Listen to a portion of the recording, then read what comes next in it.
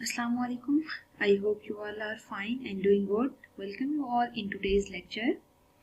Depending upon the order of the matrix, we will define the types of matrices. For example, हम order को m by n की form में define करते हैं, where m shows number of rows and n shows the number of column in that matrix. अब देखिए, what is row matrix? The matrix which has only one row is called row matrix. ठीक है. For example हम एक matrix define करते हैं A 1 -2 and 3. अब देखिए, इसके ऑर्डर में नंबर ऑफ रोज 1 है और नंबर ऑफ कॉलम 3 आ रहे हैं. नंबर ऑफ कॉलम्स को आपने यहाँ पे फोकस नहीं करना. ठीक है, ये जितने मर्जी आए आपने ये देखना है कि अगर आपके पास नंबर ऑफ रोज 1 आ रही है, it means this is row matrix. For example we have a matrix B 0 0 1. ठीक है, आप देख सकते हैं नंबर ऑफ रोज 1 है और नंबर ऑफ कॉलम्स 3 है. It means this is row matrix.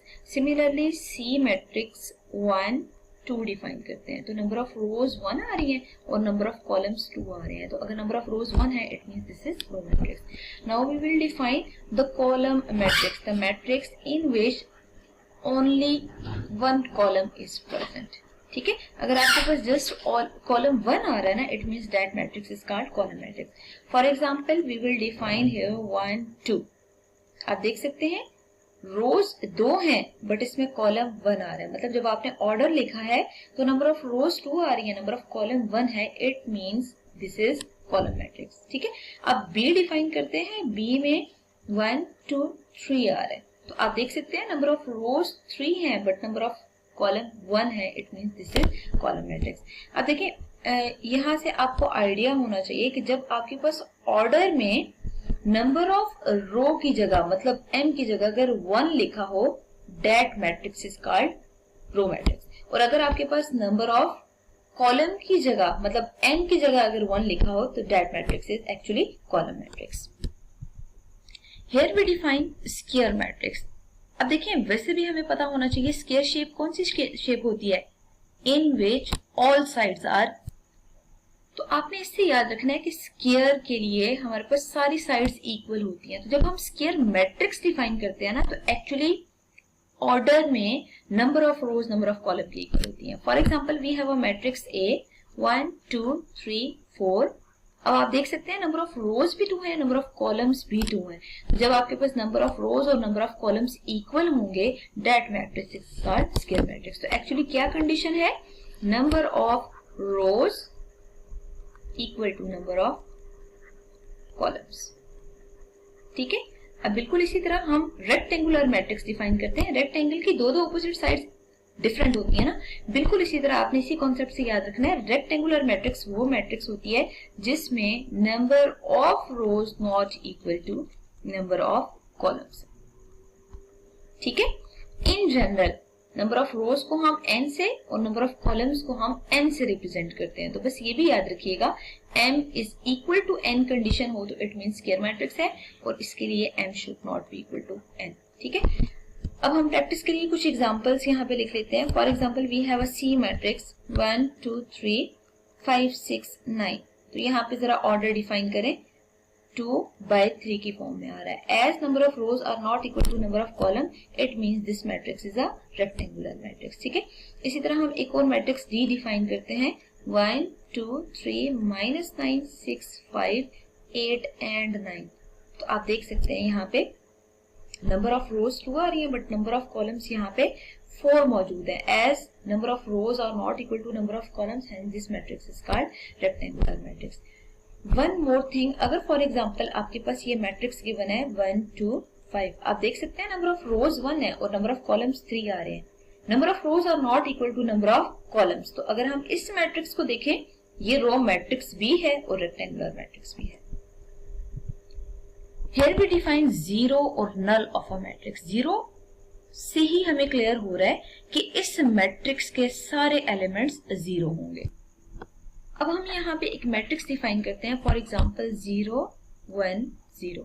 तो आप देख सकते हैं इसमें 2 एंट्रीज तो जीरो हैं बट एक नॉन जीरो है. It means this is not zero matrix. ठीक है, बी डिफाइन करते हैं 0 0 0 0।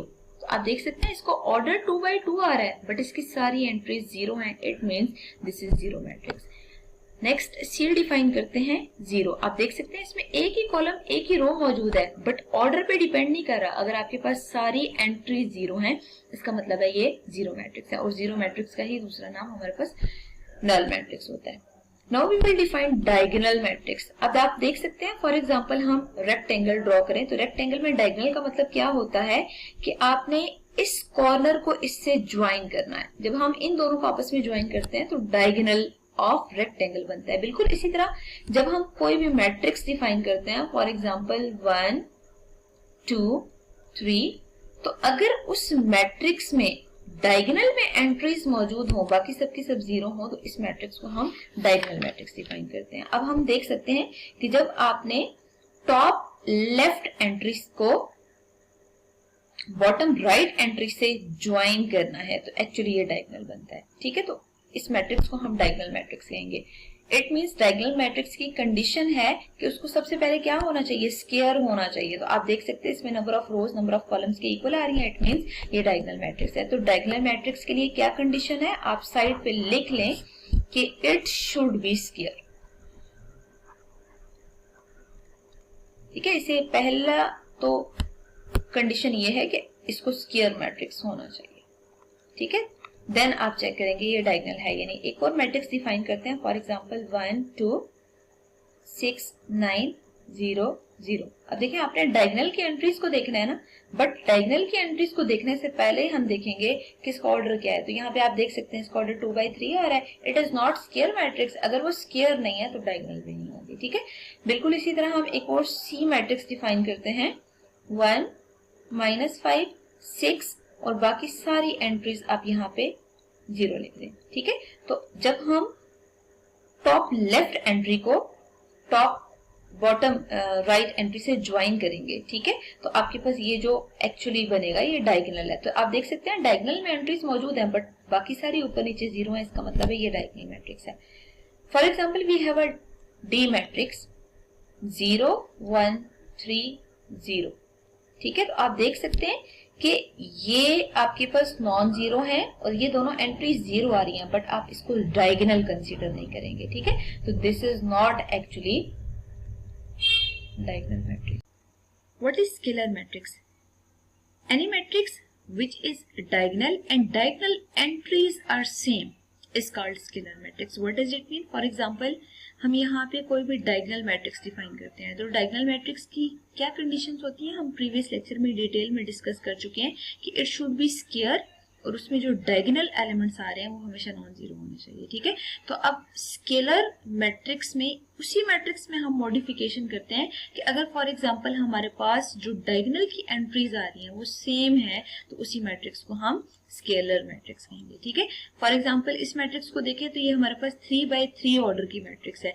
तो जरूरी नहीं है 3 by 3 ऑर्डर की मैट्रिक्स हो, इसका ऑर्डर कोई भी हो सकता है but it should be square matrix. For example हम एक मैट्रिक्स ए डिफाइन करते हैं 3 0 0 3। आप देख सकते हैं इसका ऑर्डर 2 by 2 है, इट इज स्क्वायर मैट्रिक्स। अगर ये स्क्वायर है अब हम चेक करते हैं ये डायगोनल है या नहीं। तो आप देख सकते हैं जो डायगोनल की एंट्रीज आ रही है वो नॉन जीरो है। थर्ड कंडीशन क्या होनी चाहिए कि डायगोनल की एंट्रीज सेम होनी चाहिए। तो यहाँ पे डायगोनल की एंट्रीज सेम है, it means it is scalar matrix. What is identity matrix?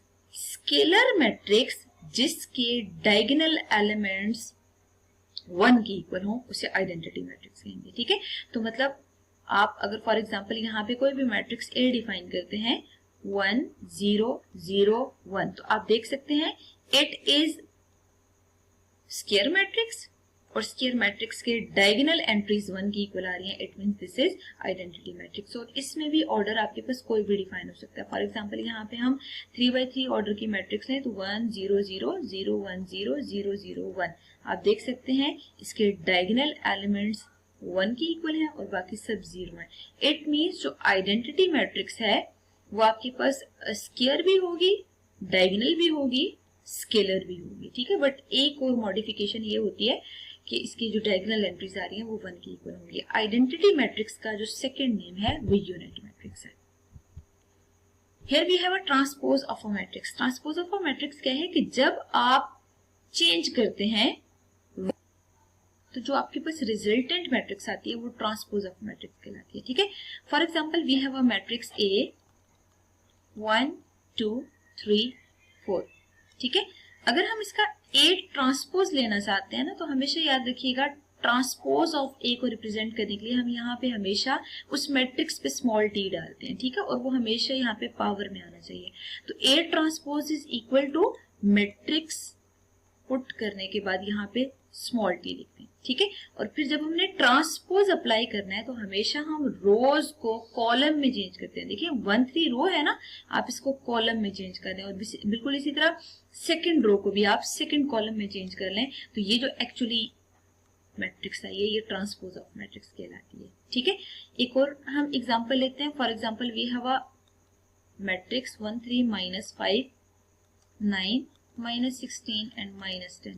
ठीक है, अब हम जरा इसी का ट्रांसपोज अप्लाई करते हैं। तो वी ट्रांसपोज का मतलब क्या है, हमने इसी मैट्रिक्स के ऊपर ट्रांसपोज अप्लाई करना। तो यहाँ पे सबसे पहले स्मॉल टी अप्लाई करेंगे।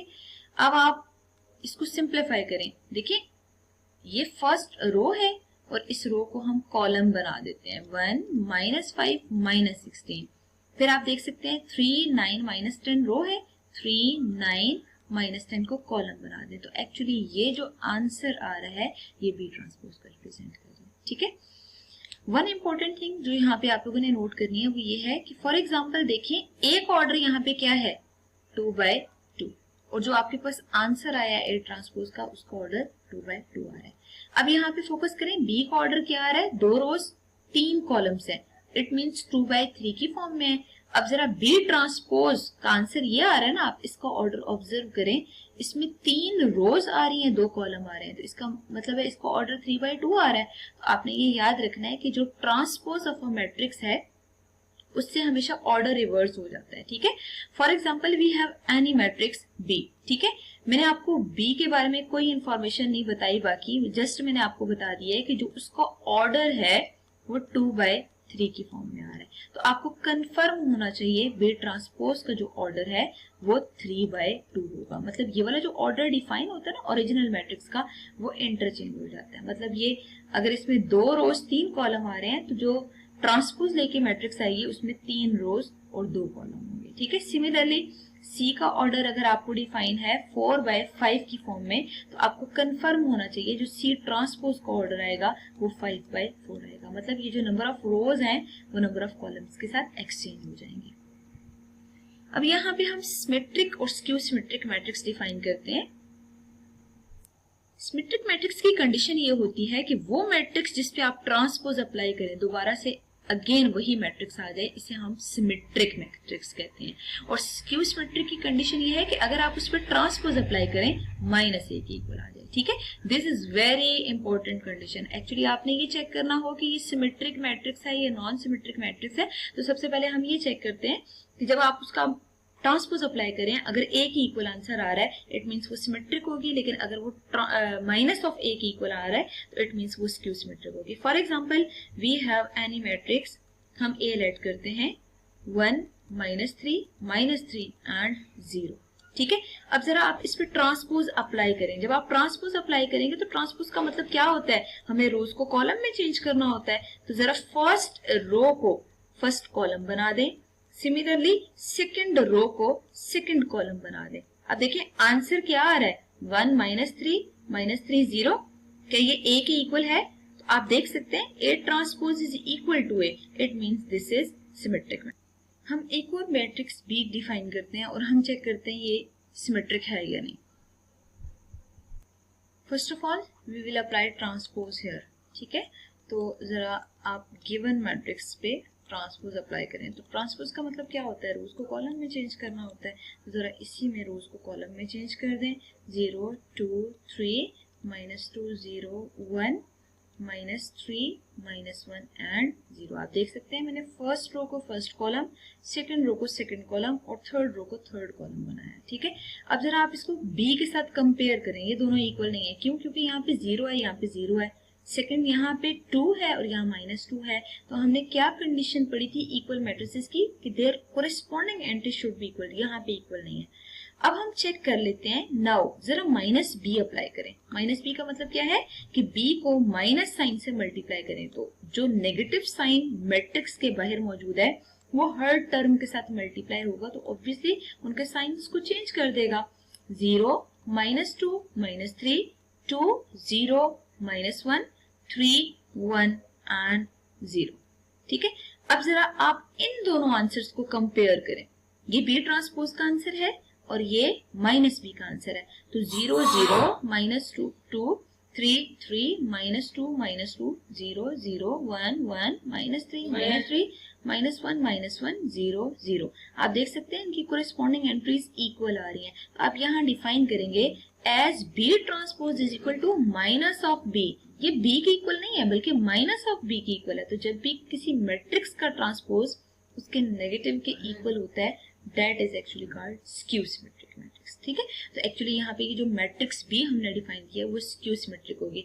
हमेशा क्वेश्चन की स्टेटमेंट पे डिपेंड करेगा, क्वेश्चन में जो मैट्रिक्स आपको गिवन है वो क्या है। ठीक है, तो इन जनरल अगर देखा जाए तो उस मैट्रिक्स का हमेशा हम ट्रांसपोज लेंगे। अगर transpose minus of A means negative of matrix के इक्वल आया तो इट मीन्स वो स्क्यू सिमेट्रिक मैट्रिक्स होगी। अब यहाँ पे दो एग्जाम्पल्स गिवन है, ए और बी। ठीक है, तो एग्जाम्पल 1 में देखें, ए मैट्रिक्स पे जब आपने ट्रांसपोज अप्लाई किया है तो ए ट्रांसपोज ए के इक्वल आ रहा है, it means A is called skew symmetric matrix. और अगर आपने बी पे देखा है, बी पे ट्रांसपोज अप्लाई किया तो देखिए बी और बी ट्रांसपोज मैच नहीं कर रहे, बट आपने जब नेगेटिव ऑफ बी अप्लाई किया है और इसको सिंप्लीफाई किया है तो बी ट्रांसपोज और नेगेटिव ऑफ बी का आंसर मैच कर रहा है। It means B transpose equals minus of B, hence B is called a skew symmetric matrix.